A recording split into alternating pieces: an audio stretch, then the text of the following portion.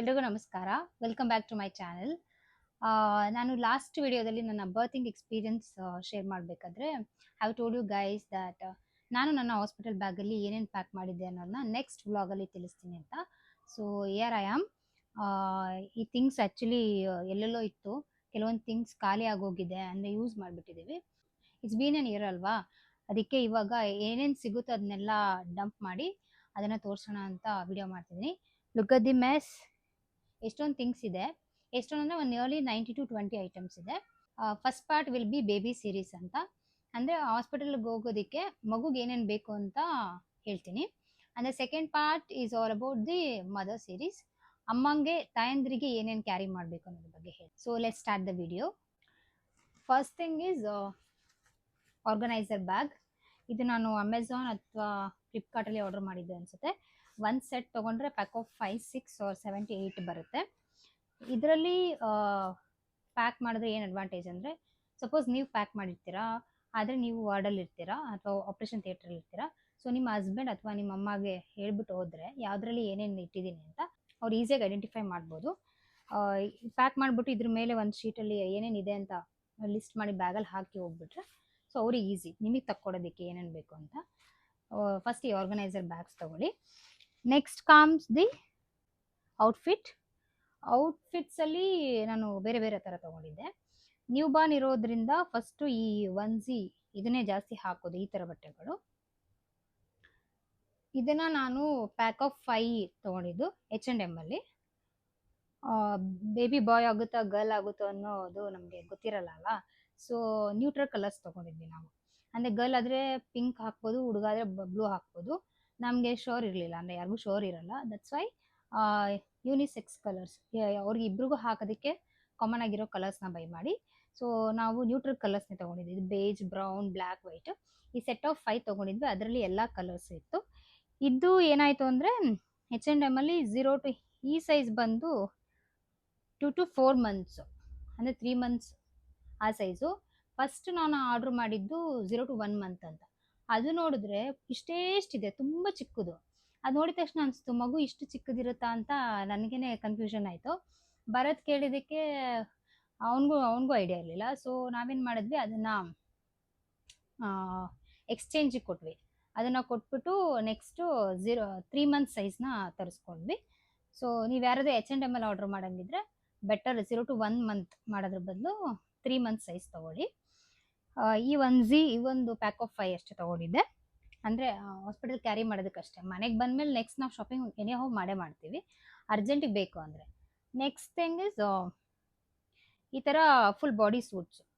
ಇವಳು ಅಕ್ಟೋಬರ್, ನಾನು ಹೇಳ್ದಂಗೆ ಶೀಸ್ ಎ ವಿಂಟರ್ ಬೇಬಿ, ಚಳಿಗಾಲ ಇತ್ತು ಅವಾಗ. ಸೊ ಈ ಥರ ಫುಲ್ ಬಾಡಿ ಸೂಟ್ ಇದೆ, ತುಂಬ ಹಳೇದಾಗಿದೆ, ಯೂಸ್ ಮಾಡಿದ್ದೀನಿ ತುಂಬ. ಇದನ್ನು ನಾನು ಐ ಗೆಸ್ ಅಮೆಝಾನಲ್ಲೆಲ್ಲೋ ಬೈ ಮಾಡಿದ್ದು ಅನಿಸುತ್ತೆ, ಆರ್ಡ್ರ್ ಮಾಡಿದ್ದು ಬರುತ್ತೋ.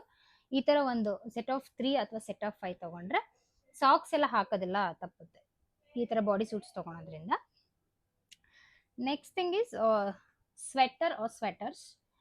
2-3 ಸ್ವೆಟರ್ಸ್ ಇಟ್ಕೊಂಡ್ರೂ ಬೆಟರು. ನಾನು ಆ್ಯಕ್ಚುಲಿ ಸ್ವೆಟರ್ ತೊಗೊಂಡಿರಲಿಲ್ಲ ಇವಳಿಗೆ, ನಾನು ಹಂಗೆ ಹೋಗ್ಬಿಟ್ಟಿದ್ದೆ, ಸ್ವೆಟರ್ ಆರ್ಡ್ರ್ ಮಾಡಿರಲಿಲ್ಲ. ಬಟ್ ಈ ಲಿಸ್ಟಲ್ಲಿ ನಾನು ಆ್ಯಡ್ ಮಾಡ್ಕೊಂಡಿದ್ದೀನಿ. ನೀವು ನೆಕ್ಸ್ಟ್ ಬೈ ಮಾಡೋದಾದರೆ you can add sweater also, ಚಳಿಗೆ ಯೂಸ್ ಆಗುತ್ತೆ. ಈ ಸ್ವೆಟರು ಇಟ್ಸ್ ವೆರಿ ಸ್ಪೆಷಲ್. ನನಗೆ ನನ್ನ ಆಫೀಸ್ಗೆ ಹೋಗ್ಬೇಕಾದ್ರೆ, ನನ್ನ ಆಫೀಸ್ ಪಕ್ಕ ಒಂದು ಸಲೂನ್ ಇತ್ತು. I was A regular customer ಹೋದೆ. ಅಲ್ಲಿ ಇರೋರು ಹರ್ ನೇಮ್ ಇಸ್ ಶೀಲಾ. ಪಾಪ ಅವ್ರು ನನಗೆ ನಾನು ಪ್ರೆಗ್ನೆಂಟ್ ಅಂತ ಯಾವತ್ತು ಹೇಳಿದ್ನೋ ಅವತ್ತಿಂದ she started knitting this dress.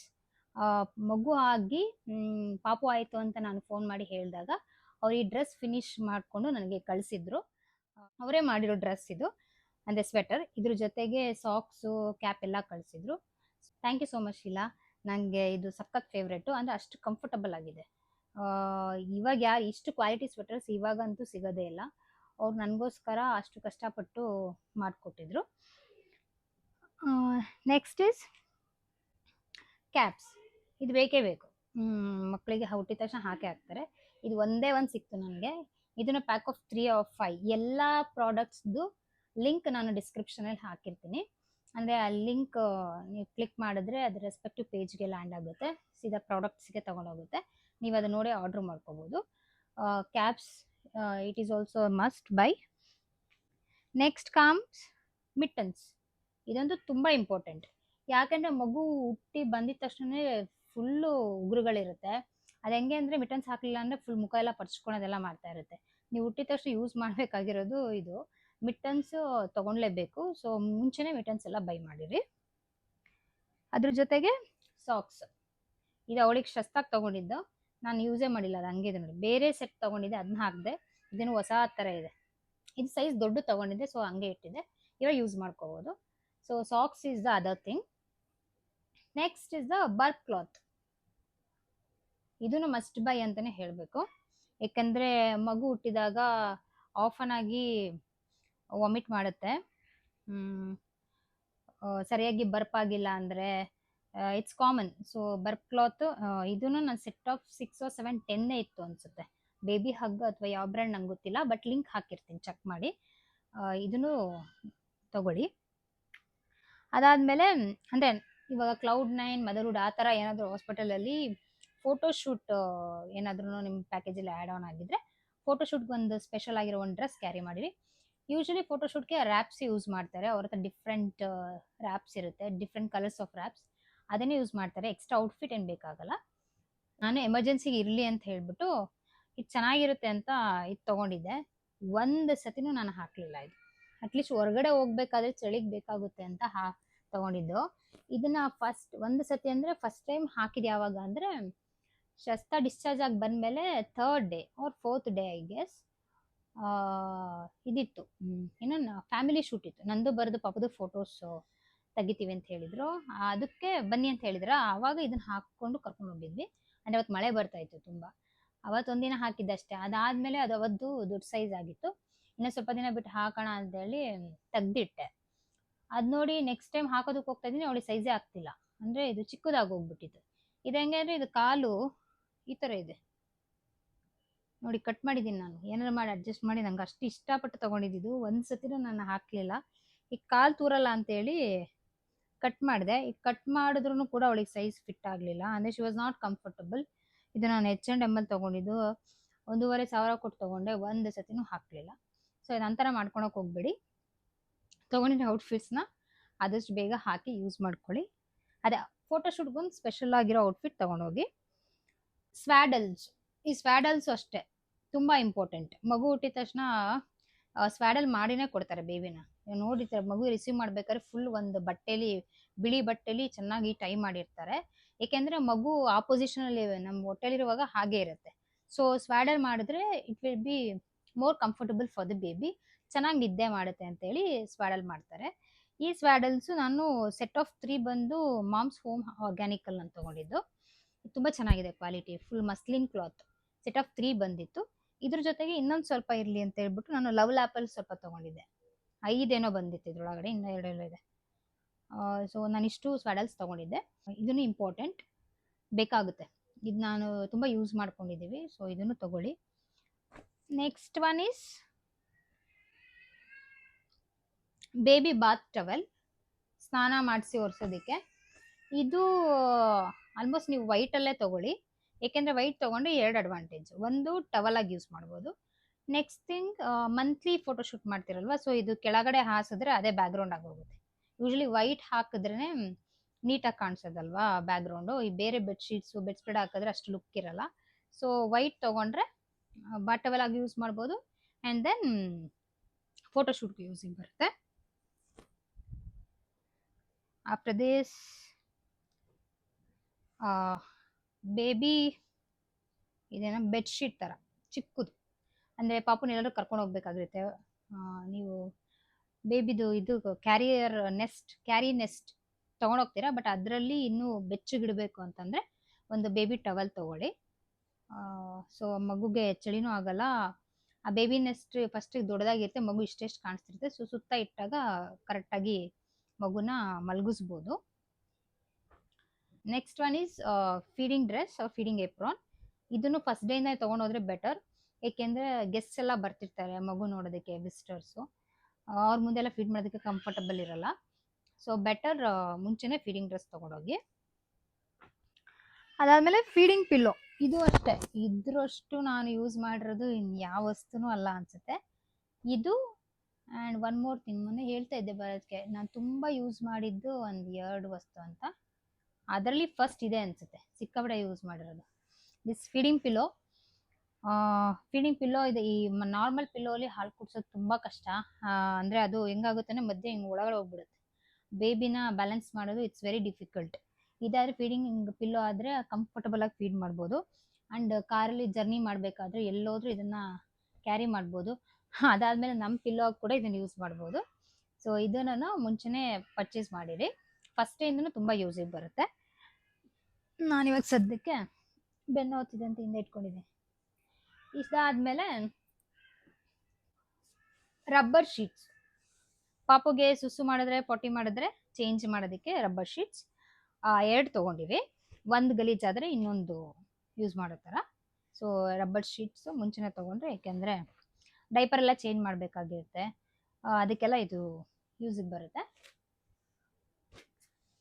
Next one is diapers.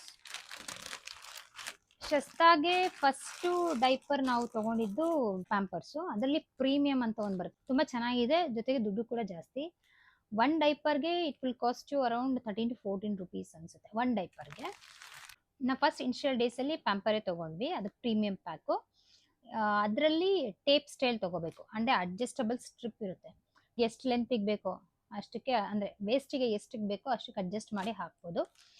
ಅದು ಸ್ವಲ್ಪ ದಿನ ಹಾಕಿದ್ವಿ. ಅದಾದಮೇಲೆ ಏನಾಯಿತು ಅಂದರೆ ಡೈಪರ್ಸ್ಗೆ ಜಾಸ್ತಿ ದುಡ್ಡು ಇಡೋಂಗಾಯಿತು. ಅಂದರೆ ಡೈಪರ್ಸ್ ನಾನು ಸ್ವಲ್ಪ ಜಾಸ್ತಿನೇ ಯೂಸ್ ಮಾಡ್ತೀನಿ, ಏಕೆಂದರೆ ನಾನು ಮಗುನ ಒಬ್ಬಳೇ ನೋಡ್ಕೊಳೋದು. ಪಾಟಿ ಎಲ್ಲ ಮಾಡಿದ್ರೆ ಎವ್ರಿ ಟೈಮ್ ನಾನು ನ್ಯಾಪೀಸ್ ಎಲ್ಲ ಹಾಕಿದ್ರೆ ಕ್ಲೀನ್ ಮಾಡೋಕ್ಕಾಗಲ್ಲ ಅಂತೇಳಿ ಡೈಪರ್ ಹಾಕ್ತೀನಿ. ಬಟ್ ಡೈಪರ್ ಫ್ರೀ ಟೈಮ್ ಕೂಡ ಕೊಡ್ತೀನಿ ನಾನು, ಅಂದರೆ ನೈಟ್ ಫುಲ್ ನಾನು ಅವಳಿಗೆ ಡೈಪರ್ ಹಾಕಲ್ಲ, ಹಂಗೆ ರಬ್ಬರ್ ಶೀಟ್ಸ್ ಹಾಕ್ಬಿಟ್ಟು ಹಂಗೆ ಮಲಗಿಸ್ಬಿಡ್ತೀನಿ. ಸೊ ನೈಟ್ ಫುಲ್ ಆರಾಮಾಗಿರ್ತಾರೆ, ಬಟ್ ಬೆಳಗ್ಗೆ ಡೈಪರ್ ಯೂಸ್ ಮಾಡ್ತೀನಿ. ಫಸ್ಟ್ ನಾವು ಪ್ಯಾಂಪರ್ ಯೂಸ್ ಮಾಡ್ತಿದ್ದು ಪ್ರೀಮಿಯಂ ಸ್ಟೈಲ್. ಲೇಟರ್ ಆನ್ ಸ್ವಲ್ಪ ಎಕ್ಸ್ಪೆನ್ಸಿವ್ ಅನ್ನಿಸ್ತು, ಅದಕ್ಕೆ ಬರುತ್ತೋ ಸ್ವಲ್ಪ ರಿಸರ್ಚ್ ಮಾಡ್ದೆ, ಅಂದರೆ ಟ್ರಯಲ್ ಆ್ಯಂಡ್ ಎರರ್ ಮಾಡೋಣ, ಟ್ರಯಲ್ ಪ್ಯಾಕ್ ತರಿಸ್ಬಿಟ್ಟು ಇದಕ್ಕಿಂತ ಸ್ವಲ್ಪ ಕಡಿಮೆ ಪ್ರೈಸ್ ಇರೋದು, ಬಟ್ ಕ್ವಾಲಿಟಿಲಿ ಕಾಂಪ್ರಮೈಸ್ ಆಗೋದು ಬೇಡ, ಅದೇನಾದರೂ ಚೆನ್ನಾಗಿತ್ತು ಅಂತಂದರೆ ವಿಲ್ ಶಿಫ್ಟ್ ಟು ದ್ಯಾಟ್ ಅಂತ ಹೇಳ್ದೆ. ಸೊ ಪ್ಯಾಂಪರಿಂದ ನಾವು ನೆಕ್ಸ್ಟ್ ಶಿಫ್ಟ್ ಆಗಿದ್ದು ಬೇಬಿ ಹಗ್. ಅದರಲ್ಲಿ ಇದು ಟೇಪ್ ಸ್ಟೈಲ್, ನಾನು ಹೇಳ್ದೆ ಅಡ್ಜಸ್ಟಬಲ್ ಸ್ಟ್ರಿಪ್ ಇರುತ್ತೆ, ಇಲ್ಲೇ ಇದೆ ಅದು. ನೆಕ್ಸ್ಟ್ ನಾವು ಶಿಫ್ಟ್ ಆಗಿದ್ದು ಇದು ಯಾಕೆ ಇನ್ನೂ ಇದೆ, ಇದು ನ್ಯೂ ಬಾರ್ನ್ ಸೈಜು ಅಲ್ಲ, ಎಸ್ ಸೈಜ್ ಇನ್ನೂ ಇಟ್ಕೊಂಡಿದ್ದೀನಿ, ಏಕೆಂದರೆ ಇದನ್ನು ಮಾತ್ರ ಬೈ ಮಾಡಬೇಡಿ, ಇದನ್ನು ತೋರಿಸೋದಕ್ಕೆ ನಾನು ಇಲ್ಲಿ ಇಟ್ಕೊಂಡೆ. ಇದು ಯಾಕೆಂದರೆ ಇದು ಹಾಕಿದ್ರೂ ಲೀಕ್ ಆಗುತ್ತೆ, ಇದರಲ್ಲಿ 12 hours ಡ್ರೈನೆಸ್ ಅಂತ ಏನೋ ಬರ್ತಿದ್ದಾರೆ, ಬಟ್ ನನ್ನ ಎಕ್ಸ್ಪೀರಿಯನ್ಸ್ ಶೇರ್ ಮಾಡ್ತಿರೋದು. ಇದನ್ನು ಹಾಕಿ ಮಲಗಿಸಿದ್ರೆ, ಅವಳು ಜೋಲಿಯಲ್ಲಿ ಮಲಗಿಸಿದ ತಕ್ಷಣ ಸ್ವಲ್ಪ ಹೊತ್ತು ಡೀಪ್ ಸ್ಲೀಪಲ್ಲಿ ಇರೋಗಿ ಸುಸು ಮಾಡಿದ್ರೆ ಸಾಕು, ಜೋಲಿ ಫುಲ್ ನೆಂದೋಗ್ತಿತ್ತು, ಅವಳು ಇದರಿಂದ ಡಿಸ್ಟರ್ಬ್ ಆಗಿ ಎದ್ಬಿಡ್ತಿದ್ಲು. ಸೊ ಇದರಿಂದ ಇದು ಪರ್ಪಸ್ಸೇ ಸರ್ವ್ ಮಾಡಲ್ಲ. ಇದು ಪರ್ಪಸ್ ಸರ್ವ್ ಮಾಡಿಲ್ಲ ಅಂದರೆ ದೆನ್ ಏನಕ್ಕೆ ತೊಗೋಬೇಕು ಹೇಳಿ. ಅದಕ್ಕೆ ನಾನು ಇದನ್ನು ತೊಗೊಂಡೆ, ಜಾಸ್ತಿನೇ ತೊಗೊಂಡಿದ್ದೆ, ಬಟ್ ಅದಾದಮೇಲೆ ಸ್ವಲ್ಪ ದಿನ ಮೇಲೆ ರಿಯಲೈಸ್ ಆಯಿತು ಅದು ಲೀಕ್ ಆಗ್ತಿದೆ ಅಂತ. ಸೊ ಅದು ಸ್ಟಾಪ್ ಮಾಡಿದ್ವಿ. ಬೇರೆ ಯಾರಿಗಾದ್ರೂ ಕೊಡೋಣ, ಚಿಕ್ಕ ಮಕ್ಕಳು ನ್ಯೂ ಬಾರ್ನ್ಸ್ ಇರೋರಿಗೆ ಅನಿಸ್ತು. ಬಟ್ ಏನು ಪಾಯಿಂಟ್ ಹೇಳಿ, ಇದು ಪರ್ಪಸ್ ಸರ್ವ್ ಆಗಿಲ್ಲ ಅಂದರೆ ಅವ್ರಿಗೂ ಕೊಟ್ಟು ಯೂಸ್ ಇಲ್ಲ. ಸೊ ಇದು ಹಂಗೆ ಇಟ್ಬಿಟ್ಟಿದ್ದೇನೆ, ಇದನ್ನು ಡಿಸ್ಕಾರ್ಡೇ ಮಾಡಬೇಕು, ಇದನ್ನ ಮಾತ್ರ ತೊಗೋಬೇಡಿ. ದಿಸ್ ಬೇಬಿಯ ಟೇಪ್ ಸ್ಟೈಲು. ಲೇಟ್ರ್ ನಾವು ಫೈನಲಿ ಶಿಫ್ಟ್ ಆಗಿದ್ದು ಮ್ಯಾಮಿ ಪೋಕೋ ಪ್ಯಾಂಟ್ಸ್ಗೆ. ಇದು ಪರ್ಫೆಕ್ಟ್ ಆಗಿದೆ, ಇದನ್ನು ನಾನು ಆಲ್ಮೋಸ್ಟ್ ಇವಾಗ ರೆಗ್ಯುಲರಾಗಿ ಯೂಸ್ ಮಾಡ್ತಿರೋದು ಇದೇ ಡೈಪರ್ಸು. ಕಂಫರ್ಟಬಲ್ ಆಗು ಇರುತ್ತೆ, ಅಂದರೆ ಜಾಸ್ತಿ ಹೊತ್ತು ಹಿಡಿಯುತ್ತೆ, ತುಂಬ ಹೊತ್ತು ಸುಸು ಮಾಡಿದ್ರು it can hold for long hours. So ಇದು ಚೆನ್ನಾಗಿದೆ. ಅಂದರೆ ಪ್ರೈಸ್ ಕೂಡ ಲಿಟಲ್ ಬಿಟ್ ಕಡಿಮೆ ಇದೆ. ಪ್ಯಾಂಪರ್ ಒಂದು 13-14 ಕಾಸ್ಟ್ ಮಾಡ್ತಿದ್ರೆ, this will cost around 11 or 12 rupees ಅಂತ ಅನಿಸುತ್ತೆ. 1 ರೂಪಾಯಿನೂ ಲೆಕ್ಕ ಆಗ್ತಿಲ್ಲ ಅಂತ ನಿಮ್ಗೆ ಅನಿಸ್ಬೋದು, ನೀವೇ ಕ್ಯಾಲ್ಕುಲೇಟ್ ಮಾಡಿ. 1 ಡೈಪರು ಒಂದು 14 rupees ಪ್ಯಾಂಪರು, ಇದು 11 rupees, ಅಂದರೆ 1 ಡೈಪರಿಂದ ಆಲ್ಮೋಸ್ಟ್ 3 rupees ನಾನು ಸೇವ್ ಮಾಡ್ದಂಗೆ. ಆ್ಯಂಡ್ ನಾನು ಡೇಲಿ ಆಲ್ಮೋಸ್ಟ್ ಒಂದು 5 ಡೈಪರ್ ಯೂಸ್ ಮಾಡ್ತೀನಿ ಅಂತ ಅಂದ್ಕೊಳ್ಳಿ. ಅಂದರೆ 3 rupees 1 ಡೈಪರ್ಗೆ, ಅಂದರೆ 5 ಡೈಪರ್ಗೆ 15 ರೂಪಾಯಿ ಆಯಿತು. 15 ರೂಪಾಯಿ ಒನ್ ಡೇಲಿ ಸೇವ್ ಮಾಡಿದ್ರೆ ನನ್ನ ಮಂತಿಗೆ ಎಷ್ಟು ಸೇವ್ ಮಾಡಿದಂಗೆ, ಒಂದು 30 ದಿನ ಅಂದರೆ 15 3 45 450 ರೂಪಾಯಿ, ನಾನು 450 rupees ಸೇವ್ ಮಾಡ್ದಂಗೆ. ಅದ್ರ ಬದಲು ಒಂದು ಕ್ರೀಮು ಏನಾದರೂ ಒಂದು ತೊಗೋಬೋದು. ಸೊ ಆದ್ದರಿಂದ ನಾವು ಕಾಸ್ಟನ್ನು ಕಡಿಮೆ ಮಾಡ್ಕೊಂಡ್ವಿ, ಜೊತೆಗೆ ಕ್ವಾಲಿಟಿಲೂ ಕಾಂಪ್ರಮೈಸ್ ಆಗಿಲ್ಲ. ಇದು ಚೆನ್ನಾಗೇ ಇದೆ ಕ್ವಾಲಿಟಿ, ರ್ಯಾಷಸ್ ಏನೂ ಬಂದಿಲ್ಲ ಅವಳಿಗೆ, ರ್ಯಾಷಸ್ ಫಸ್ಟಿಂದನೂ ಇಲ್ಲ. ಬಿಕಾಸ್ ನಾನು every diaper change I will make sure that I will put our rash cream. Apply ಮಾಡೇ ಮಾಡ್ತೀನಿ. ಅದ್ರ ಜೊತೆಗೆ ಎನಫ್ ಡೈಪರ್ ಫ್ರೀ ಟೈಮ್ ಕೂಡ ಕೊಡ್ತೀನಿ. ಹೊರಗಡೆ ಹೋಗ್ಬೇಕಾದ್ರೆಲ್ಲ ಹಾಕಿ ಹಾಕ್ತೀನಿ. Night time full free time ಕೊಡ್ತೀನಿ. ಯಾರಿಗಾದ್ರೂ ನೆಕ್ಸ್ಟ್ ಅಂದರೆ ಯಾವ್ದು ತಗೋಬೇಕು ನ್ಯೂ ಬಾರ್ನ್ಗೆಲ್ಲ, ನೆಕ್ಸ್ಟ್ ದೊಡ್ಡವರಾಗಿದ್ರೆ ಇವಾಗ 1 year 2 years ಬೇಬೀಸ್ ಇದ್ರೆ ಪ್ಯಾಂಪರ್ಸ್ ಬಿಟ್ಟು ಬೇರೆ ಯಾವ್ದು ತಗೋಬೋದು ಅಂದರೆ ಐ ವಿಲ್ ಸಜೆಸ್ಟ್ ದಿಸ್, ಚೆನ್ನಾಗಿದೆ ಅಂತ. ಇದಾದಮೇಲೆ ನಾನು ಹೊಸ್ದಾಗಿ ಮುಂಚೆನೇ ಎಲ್ಲಾನು ಬೈ ಮಾಡಿದ್ದೆ, ಅಂದರೆ ಶಾಂಪೂಯಿಂದ ಹಿಡಿದು ಸೋಪ್ ಮತ್ತು gentle wash and then face cream, rash cream, massage oil, ಅದಾದಮೇಲೆ ಇನ್ಯಾವುದು ಬಾಡಿ ಲೋಷನ್ ಎಲ್ಲ. ಬಟ್ ಒಂದು ಸಜೆಷನ್ ಅಂದರೆ ಮಗು ಆದಮೇಲೆ ಫಾರ್ 15 days ಎರಡೇ ಥಿಂಗ್ ಯೂಸ್ ಮಾಡಬೇಕು. ಯಾವ್ದ್ಯಾವ್ದು ಅಂದರೆ first thing is gentle wash. ಇದನ್ನಷ್ಟೇ ಯೂಸ್ ಮಾಡಿ, ಯಾಕೆಂದರೆ ಮಗು ಹುಟ್ಟಿ 1 ವಾರ ಆದಮೇಲೆ ತಲೆ ಸ್ನಾನ ಮಾಡಿಸೋದು, ಬರೀ ಮೈ ಸ್ನಾನ ಮಾಡಿಸ್ತಾರಲ್ವಾ, ಅದಕ್ಕೆ ಜೆಂಟಲ್ ವಾಶ್ ಇಸ್ ಎನಫ್. ತಲೆ ಸ್ನಾನ ಮಾಡಿಸ್ಬೇಕಾದ್ರೆ ಅದಾದ್ಮೇಲೆ ಬೇಕಾದ್ರೆ ಯು ಕ್ಯಾನ್ ಬೈ ಶಾಂಪೂ. ನಾನು ಫಸ್ಟ್ ಇವಳಿಗೆ ಯೂಸ್ ಮಾಡಿದ್ದು ಅವೆನೋ ಬೇಬಿದು gentle wash and also shampoo, ಅದು ಟುಗೆದರ್ ಇತ್ತು. ಅಂದರೆ ಇವಾಗ ಹೆಡ್ ಟು ವಾಶ್ ಅಂತ ಬರುತ್ತಲ್ವಾ, ಹೆಡ್ ಟು ಟೋ ವಾಶ್ ಥರ ಬರುತ್ತಲ್ಲ ಆ ಥರ, ಅದು ಶಾಂಪೂ ಆಗಿ ಯೂಸ್ ಮಾಡ್ಬೋದಿತ್ತು, ಜೆಂಟಲ್ ವಾಶ್ ಥರ ಯೂಸ್ ಮಾಡ್ಬೋದಿತ್ತು. ಅದೊಂದು ತೊಗೊಂಡಿದ್ದೆ. ಅದು ಮತ್ತು ಈ ಲೋಷನ್, ಇವೆರಡೇ ಯೂಸಿಗೆ ಬರೋದು. ಮಗು ಆಗಿ 15 daysವರೆಗೂ ದಯವಿಟ್ಟು don't apply anything except these two. Massage ಕೂಡ ಮಾಡಿಸ್ಬಿಡಿ ಬೇಬಿಗೆ. ಹಳ್ಳಿಲಿ 1 ವಾರ ಆಗಿದ ತಕ್ಷಣ ಮಸಾಜ್ ಮಾಡೋದಕ್ಕೆಲ್ಲ ಸ್ಟಾರ್ಟ್ ಮಾಡ್ತಾರೆ, ಬಟ್ ಮಾಡಬಾರ್ದು. ಮಗು ತುಂಬ ಆವಾಗ ವೀಕ್ ಇರುತ್ತೆ. ಸೊ ಸ್ಟ್ರೆಚ್ ಮಾಡೋದ್ರಿಂದ ಏನಾದರೂ ಮಾಡೋದ್ರಿಂದ ಮಗುಗೆ ಹಾರ್ಟ್ ಆಗೋ ಚಾನ್ಸಸ್ ಇರುತ್ತೆ. So avoid all those things. Just carry gentle wash and also lotion with you to the hospital. ಇವೆರಡೇ ಯೂಸಿಗೆ ಬರೋದು. ಆಮೇಲೆ ನೀವು ಮನೆಗೆ ಬಂದಮೇಲೆ you can order body lotion, cream, ಒಂದು ರ್ಯಾಶ್ ಕ್ರೀಮ್. ಇದೆಲ್ಲ ನಾನು ಸೆಬಾಮೆಡ್ದೆ, ಇವಾಗಲೂ ಸೆಬಾಮೆಡ್ದೆ ಯೂಸ್ ಮಾಡ್ತಿರೋದು. ರ್ಯಾಶ್ ಕ್ರೀಮ್ ಆಗಿರ್ಬೋದು, ಮತ್ತು ಶಾಂಪೂ ಏನು ಆವಾಗ್ಲೂ ಬೇಕಾಗುತ್ತೆ ತಲೆ ಸ್ನಾನ 1 ವೀಕ್ ಆದಮೇಲೆ. ಇದೆಲ್ಲ 15 days ಆದ್ಮೇಲೆ ಯೂಸ್ ಮಾಡಬೇಕು. ದೆನ್ ಫೇಸ್ಗೆ ಅಪ್ಲೈ ಮಾಡೋದು ಬೇಬಿ ಸೋಪ್, ಬಾಡಿ ಸೋಪ್. ಇದು ನಾನು ಮುಂಚೆ ಸೆಬಾಮೆಡ್ ಯೂಸ್ ಮಾಡ್ತಿದ್ದೆ, ಇವಾಗ ವೆನ್ಯೂಸಿಯಾಗಿ ಶಿಫ್ಟ್ ಆಗಿದ್ದೀನಿ. ಇವಾಗ ಲೋಷನ್ನು ಅಷ್ಟೇ, right now I am not using ಸೆಬಾಮೆಡ್ because ಇವಳು ಸಿಕ್ಕಾಪಟ್ಟೆ ಡ್ರೈ ಸ್ಕಿನ್ನು. ಸೊ ಇವಳು ಡಾಕ್ಟರ್ ಸಜೆಸ್ಟ್ ಮಾಡಿದ್ದು ಸೆಬಾಮೆಡ್ಗಿನ ವೆನ್ಯೂಸಿಯಾ ಚೆನ್ನಾಗಿದೆ ಅಂತ. ಸೊ ಅವಳಿ ಲೋಷನ್ ಅದು ಯೂಸ್ ಮಾಡ್ತಿದ್ದೀವಿ, ಸೋಪ್ ಕೂಡ ಅದನ್ನೇ ಯೂಸ್ ಮಾಡ್ತಾ ಇದ್ದೀನಿ. ಸೊ ಇವೆರಡು ಅಷ್ಟೇ ಬೇಕಾಗೋದು ಹಾಸ್ಪಿಟಲ್, ಇವೆರಡು ಅಷ್ಟೇ ಕ್ಯಾರಿ ಮಾಡಿ. ಇದ್ರ ಜೊತೆಗೆ ವೆಟ್ ವೈಪ್ಸ್, ಹಾಸ್ಪಿಟಲಲ್ಲೇ ವೆಟ್ ವೈಪ್ಸ್ ಕೊಡ್ತಾರೆ ಸ್ಟಾರ್ಟಿಂಗಲ್ಲಿ. ಅಂದರೆ ನನ್ನ ಹಾಸ್ಪಿಟಲಲ್ಲಿ ಕೊಟ್ಟಿದ್ರು. ಫಾರ್ 1 day ಕೊಡ್ತಾರೆ ಅಥವಾ 2 days ಕೊಡ್ತಾರೆ. ವೈಪ್ಸ್ ಆಗಲಿ ಡೈಪರ್ಸ್ ಆಗಲಿ 1 day ಅಥವಾ ನೆಕ್ಸ್ಟ್ ಡೇ ಕೊಡ್ತಾರೆ. ನೆಕ್ಸ್ಟ್ ಡೇಯಿಂದ ನಾವು ಕೇಳೋದ್ರ ಬದಲು ನಾವೇ ತೊಗೊಂಡೋಗಿದ್ರೆ ಬೆಟರ್ ಅಲ್ವಾ, ನಮ್ಮ ಥಿಂಗ್ಸ್ ನಾವು ಯೂಸ್ ಮಾಡ್ಕೋಬೋದು. So vet wipes starting new Born ಡೇಸಲ್ಲಿ ನಾನು ಯೂಸ್ ಮಾಡಿದ್ದು ಮದರ್ಸ್ ಫಸ್ಟ್ದು. ನೀವು ಅದನ್ನೇ ತೊಗೊಳ್ಳಿ, ಯಾಕೆಂದರೆ ಅದು 99% ವಾಟರ್ ಬೇಸ್ಡ್ ಅಂತ ಹೇಳ್ತಾರೆ, ಯಾವುದೇ ಕೆಮಿಕಲ್ ಇರಲ್ಲ, ಇಟ್ಸ್ ಎ ಕೆಮಿಕಲ್ ಫ್ರೀ. ನಾನು ಅದನ್ನು 3 pack ತೊಗೊಂಡಿದ್ದೆ. ಆ 3 packಲ್ಲಿ 1 ಹಾಸ್ಪಿಟಲಿಗೆ ಕ್ಯಾರಿ ಮಾಡಿದ್ರೆ ಇಟ್ಸ್ ಎನಫ್. ಇವಾಗ ನಾನು ರೈಟ್ ನಾವು ಲವ್ ಲ್ಯಾಪ್ ಯೂಸ್ ಮಾಡ್ತಾ ಇದ್ದೀನಿ, ಚೇಂಜ್ ಮಾಡ್ತಾನೆ ಇರ್ತೀನಿ ವೈಪ್ಸು. ಬಟ್ ನೀವು ಹಾಸ್ಪಿಟಲ್ಗೆ ಬೆಟರ್ ಕ್ಯಾರಿ ಮದರ್ಸ್ ಫಸ್ಟ್, ತುಂಬ ಚೆನ್ನಾಗಿದೆ ಅದು. ಸ್ಮೆಲ್ಲು ಕೂಡ ಸಖತ್ತಾಗಿದೆ. ಆ ಸ್ಮೆಲ್ ಕೂಡಿದ್ರೆ ನನಗೆ ಶಸ್ತ ಹುಟ್ಟಿದ ದಿನ ನೆನಪು ಬರುತ್ತೆ. ಡೈಪರ್ಸು ಒಂದು 15 to 20 ಕ್ಯಾರಿ ಮಾಡಿ, ದಟ್ ವಿಲ್ ಬಿ ಸಫಿಷಿಯಂಟ್. ಅಂದರೆ 2 to 3 days ಇರೋದ್ರಿಂದ ಅದು ಆಗುತ್ತೆ. Next important thing is baby carrying nest. ಇದು ಮಗು ಹುಟ್ಟಿದಾದ್ಮೇಲೆ ಮನೆ ಕರ್ಕೊಬರೋದಕ್ಕೆ ಅಥವಾ ಮಗು ಹುಟ್ಟಿದ 2nd or 3rd day again paediatrician consultation ಇರುತ್ತೆ. ಆವಾಗ ಪಾಪು ಕರ್ಕೊಂಡು ಹೋಗೋದಕ್ಕೆ, ವ್ಯಾಕ್ಸಿನೇಷನ್ ಕರ್ಕೊಂಡು ಹೋಗೋದಕ್ಕೆ, ಎನಿವೇರ್ ಎಲ್ಲಿ ಕ್ಯಾರಿ ಮಾಡೋದಕ್ಕೂ ಇದು ತುಂಬ ಯೂಸ್ ಆಗುತ್ತೆ. ಇದನ್ನು ನಾವು ಬೈ ಮಾಡಿದ್ದು ಬೇಬಿ ಗ್ಯಾಂಬ್ಲಿಂಗ್ ಅನ್ನೋ ವೆಬ್ಸೈಟಲ್ಲಿ. ಇದ್ರದ್ದು ನಾನು ಲಿಂಕ್ ಹಾಕಿರ್ತೀನಿ. ಇದೇನು ಬೇಕಾದರೆ ಬೇರೆ ವೆಬ್ಸೈಟ್ ಎಲ್ಲಿ ಬೇಕಾದ್ರೂ ತೊಗೋಬೋದು. Next one is milestone cards. ಇದು ಮಂತ್ಲಿ ಶೂಟ್ಗೆ ಹೆಲ್ಪ್ ಆಗುತ್ತೆ. ಇದು 1 month 2 month 3 months ಅಂತ ಇರುತ್ತಲ್ಲ, ಕಾಣಿಸ್ತೀವಿ ನಿಮಿಷ ನಾನು ತೋರಿಸ್ತೀನಿ. ಇದರಲ್ಲಿ ಫ್ರಮ್ ನ್ಯೂ ಬಾರ್ನ್ ಅಂದರೆ ಹಲೋ ವರ್ಡ್ ಅಂತ ಇರುತ್ತೆ, ಹುಟ್ಟಿದ ತಕ್ಷಣ ಫೋಟೋಶೂಟ್ ಮಾಡೋದಕ್ಕೆ. ಅವಾಗಲಿಂದ ಹಿಡಿದು 1 yearವರೆಗೂ ಕಂಟಿನ್ಯೂಸ್ಸು 12 months ಇರುತ್ತೆ. ಆಮೇಲೆ 2nd year 3rd year ಅಂತ ಏನೋ ಇದೆ ಇದರಲ್ಲಿ ಕೊಟ್ಟಿರೋದ್ರಲ್ಲಿ. ಇದರಲ್ಲಿ ನೀವು ಹಲೋ ವರ್ಡ್ ಅನ್ನೋದನ್ನ ಕ್ಯಾರಿ ಮಾಡಿ. ಮೇಲೆ ಎತ್ತಿಟ್ಟಿದ್ದಾರೆ, ಎಲ್ಲೋ ಆಯಿತು, ಐ ಆಮ್ ನ್ಯೂ ದೀಸ್ 2 ಎಲ್ಲ ಮಂತ್ಸ್ ಇರುತ್ತೆ. ಸೊ ಈಚ್ ಮಂತಿಗೂ ನೀವು ಇದನ್ನು ಯೂಸ್ ಮಾಡಿಕೊಂಡು ಸಿಂಪಲಾಗಿ ಫೋಟೋಶೂಟ್ ಮಾಡ್ಕೋಬೋದು. ಇವೆರಡನ್ನ ನೀವು ಹಾಸ್ಪಿಟಲ್ಗೆ ಕ್ಯಾರಿ ಮಾಡಿ. ಸೊ ಪಾಪು ಫೋಟೋ ಶೂಟ್ಗೆ ಅಥವಾ ನೀವು ಅಲ್ಲಿ ಅನೌನ್ಸ್ ಮಾಡಬೇಕಂದ್ರೆ ಬೇಬಿ ಆಯಿತು ಅಂತ, you can use these 2 milestone cards. ಇದನ್ನು ನಾನು ಎವ್ರಿ ಮಂತ್ ಯೂಸ್ ಮಾಡ್ಕೊಂಡಿದ್ದೀನಿ, ಚೆನ್ನಾಗಿದೆ. You can buy this. And the last one, nappies or cotton diapers. ಯಾವಾಗಲೂ ಡೈಪರ್ ಹಾಕೋಕ್ಕಾಗಲ್ಲ ಅಂತಂದರೆ ನ್ಯಾಪೀಸ್ ಹಾಕ್ಬೋದು ಅಥವಾ ಕಾಟನ್ ಡೈಪರ್ಸ್ ಯೂಸ್ ಮಾಡ್ಬೋದು. ಕಾಟನ್ ಡೈಪರ್ಸ್ ಬೇಬಿ ಹಗ್ ಅದೆಲ್ಲ ಚೆನ್ನಾಗಿದೆ, ಅಥವಾ ಸೂಪರ್ ಬಾಟಮ್ಸ್ ಅದನ್ನು ಚೆನ್ನಾಗಿದೆ. ನ್ಯಾಪೀಸ್ ಇನ್ನೂ ನಾರ್ಮಲ್ ಶಾಪ್ಸಲ್ಲೂ ಸಿಗುತ್ತೆ, ಅದನ್ನು ಯೂಸ್ ಮಾಡ್ಕೋಬೋದು.